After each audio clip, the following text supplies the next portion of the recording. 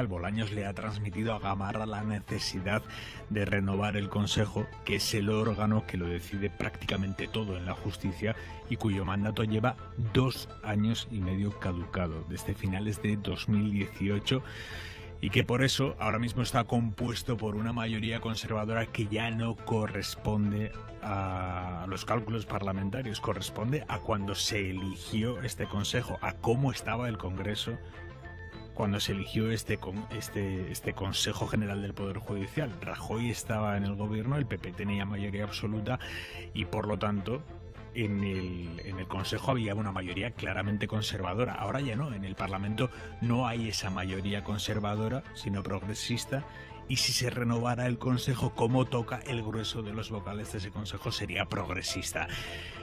Al PP ese cambio no le interesa nada, prefiere alargar artificialmente esa mayoría conservadora aunque esté caducada, pero el PP en público dice que no está bloqueando nada. El Partido Popular nunca ha bloqueado nada, lo que ha hecho es pedir garantías de que se cumplían los estándares europeos de independencia en una renovación de un órgano que afecta al Poder Judicial y en la no politización de las instituciones. Esto de que ellos como condición para renovar el Consejo solo han pedido garantías de independencia y no politización, pues no es así. Ellos han ido poniendo todo tipo de condiciones cambiantes.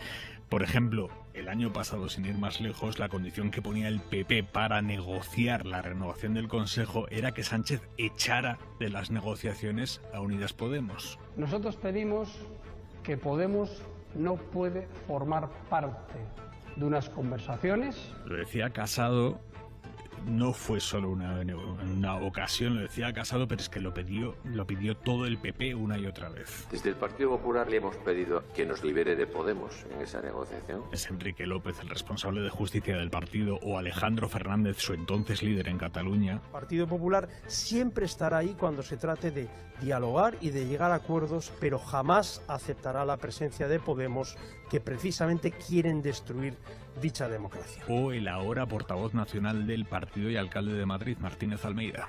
¿Cómo vamos nosotros a apoyar una reforma del Consejo General del Poder Judicial con estos dentro? Es imposible. Por lo tanto, aunque el PP diga ahora que ellos nunca han pedido nada que no sean garantías de estándares europeos, aquí hemos escuchado perfectamente que sí pedían otras cosas muy distintas, políticas. Pedían primero echar a Podemos de las negociaciones.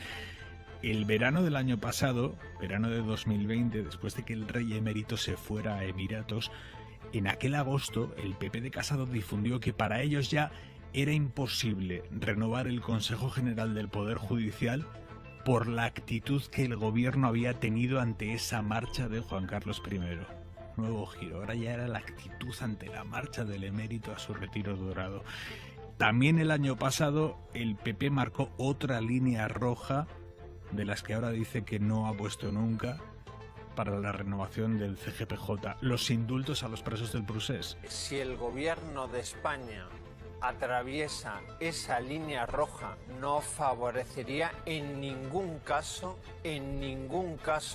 poder llegar a un acuerdo con el gobierno de España. Durante aquellas negociaciones que iban y venían, el PP exigió además que se cambiara el sistema de elección del Consejo, que los propios jueces eligieran a los miembros del Consejo General del Poder Judicial, cosa que nunca había impulsado el PP mientras él gobernaba, incluso con mayoría absoluta.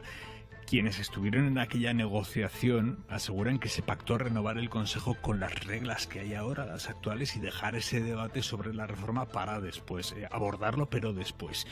Pero ahí ya el PP empezó a poner otras líneas rojas, de esas que ha dicho hoy que no ha puesto. Ahora eran los nombres.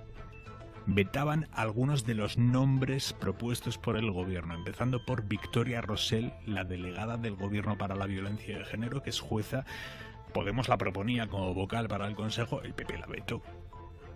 El gobierno sí asumió que ahí pues podía ceder o tenía que ceder en el nombre de Rosell, pero es que el PP también quería vetar a otro de los nombres propuestos, José Ricardo de Prada, uno de los jueces que formaba parte del tribunal que condenó al PP en la Gürtel. Los populares no querían a De Prada en el Consejo General del Poder Judicial. Y el gobierno ahí entendió que ahí así no podía ceder.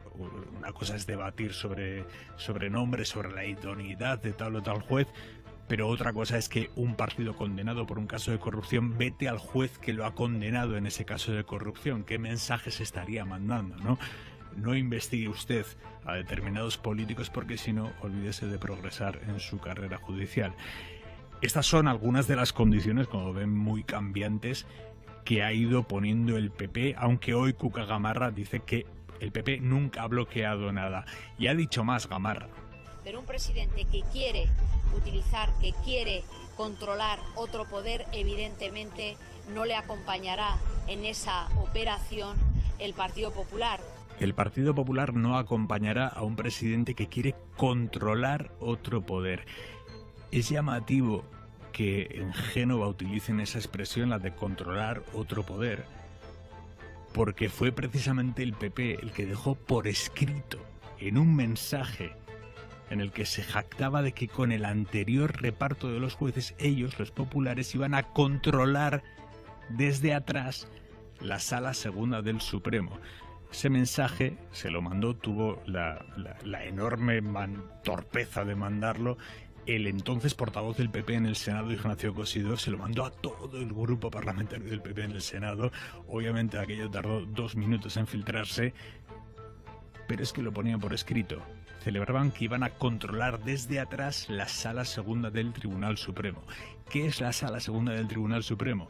Pues es la sala que toma las decisiones más delicadas, las penales. Es la sala a la que van a terminar llegando con toda probabilidad las futuras sentencias de la Audiencia Nacional sobre casos que afectan al PP, como el caso Kitchen, como los papeles de Bárcenas. Esa era la sala que el PP se jactaba de que iba a controlar por detrás, pero dice hoy Cuca Gamarra. Un presidente que quiere utilizar, que quiere controlar otro poder, evidentemente no le acompañará en esa operación el Partido Popular. Así que aquí estamos con el Consejo General del Poder Judicial, caducado desde hace 2 años y medio, presidido, por cierto, por Carlos Lesmes, que en su día fue alto cargo del gobierno de Aznar. Y esto plantea la pregunta, ¿es la primera vez que pasa esto de que el Consejo General del Poder Judicial no se renueva a tiempo? Bueno, pues no. Casualmente, cuando al PP no le conviene la renovación del Consejo General del Poder Judicial, se bloquea. Pasó en el 95, gobernaba el PSOE, gobernaba Felipe González, había que renovar el Consejo porque tocaba aquel año. Si se renovaba cuando tocaba, nacería ese Consejo de un Parlamento de mayoría progresista. Por lo que sea, no se renovó a tiempo, se bloqueó hasta que ganó Aznar, y así, ahí sí que se renovó, obviamente con una mayoría conservadora. A los 5 años, 2001, cuando tocaba renovar, gobernaba el PP, el PSOE estaba en la oposición, se renovó. A los 5 años, 2006, gobernaba el PSOE, Zapatero, el PP estaba en la oposición y se volvió a bloquear la renovación. 2 años de bloqueo.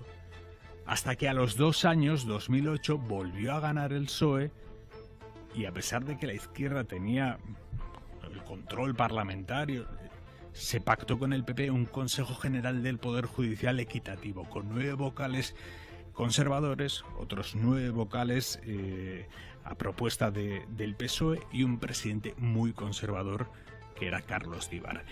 Y a los 5 años, 2013, Rajoy tenía mayoría absoluta, se renueva el Consejo, el PSOE asume esa renovación con una mayoría clara de los conservadores y ese es el Consejo que tenemos hoy, 8 años después, y parece bastante fácil seguir el patrón. Cuando el PP está en la oposición, renovación que se bloquea, prorrogando artificialmente una mayoría conservadora al frente del órgano de gobierno de los jueces.